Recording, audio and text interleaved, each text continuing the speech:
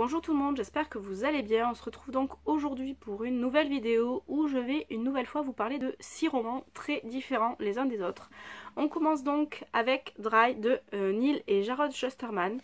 Alors c'est l'histoire d'Alyssa qui va devoir sauver un petit peu son petit frère et tout le monde, étant donné que dans leur monde qui n'est vraiment pas très éloigné de nous, il n'y a plus d'eau en Californie. Et quand je dis plus d'eau, c'est plus d'eau au robinet, c'est plus d'eau nulle part.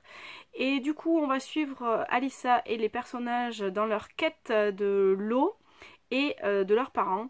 Et forcément ça donne des moments vraiment assez stressants. Et le pire en fait c'est qu'on se dit qu'on est vraiment pas loin de tout ce qui se passe dans ce livre. Et on se pose forcément énormément de questions. Donc c'est un roman à découvrir et qui permettra à tout le monde un petit peu de remettre les choses en perspective et de faire un petit peu plus attention peut-être à la planète aussi. Ensuite, j'ai adoré le tome 3 de Stiletto de Lauren Lane. Donc c'est l'histoire de Riley, donc une des filles de la bande de Stiletto, qui écrit d'habitude sur le sexe, sauf que elle a un petit secret. Et ce petit secret est avant tout l'histoire qu'elle aimerait bien avoir avec Sam, le meilleur ami de son frère, sauf que Sam reste complètement hermétique à elle et ne l'approche pas du tout. Sauf qu'en fait Sam, il ressent autre chose, forcément.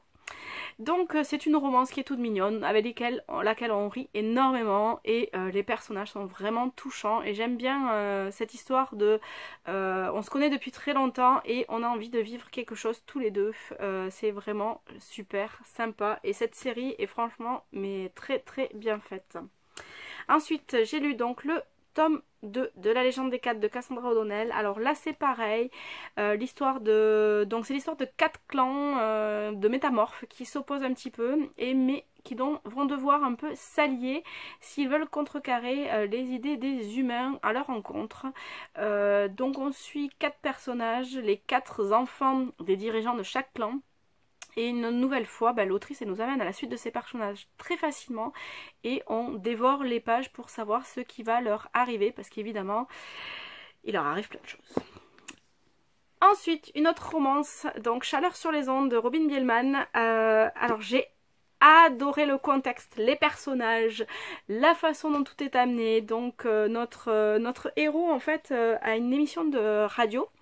Et il va donc se cacher sous un pseudo, sauf qu'il va rencontrer une fille qui est fan de son émission de radio, mais il ne veut pas se dévoiler parce qu'il n'a pas le droit, tout comme il n'a pas le droit d'ailleurs d'avoir une petite amie. Et sauf que forcément, ils vont tomber amoureux, évidemment. Donc la plume de l'autrice nous transporte très facilement dans son monde avec ses personnages, on rigole énormément avec eux et forcément jusqu'au bout ils nous touchent, ils nous font vibrer avec eux et on ne vit que pour voir leur amour s'épanouir. Je change complètement de genre donc avec Timeless, le premier tome de Diego et les Rangers du Vastlantique. J'ai toujours autant de mal à dire Vastlantique en fait. De Armand Balthazar. Donc c'est un roman déjà qui est un hardback, qui est magnifique, paru chez Bayard.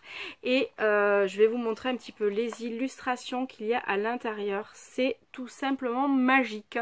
On part donc dans un monde plus ou moins futuriste, alors où les différentes époques un peu se superposent et du coup on a aussi bien des choses qui sont un petit peu futuristes que du passé et les personnages sont vraiment géniaux, à commencer par Diego, notre héros.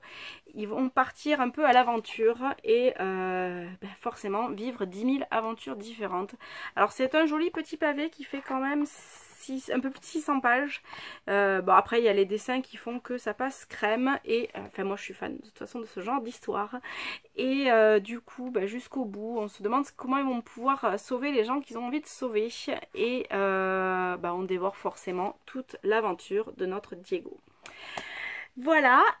Le dernier pour aujourd'hui donc c'est le script des crimes de Grindelwald, je vais y arriver. Donc de J.K. Rowling. Alors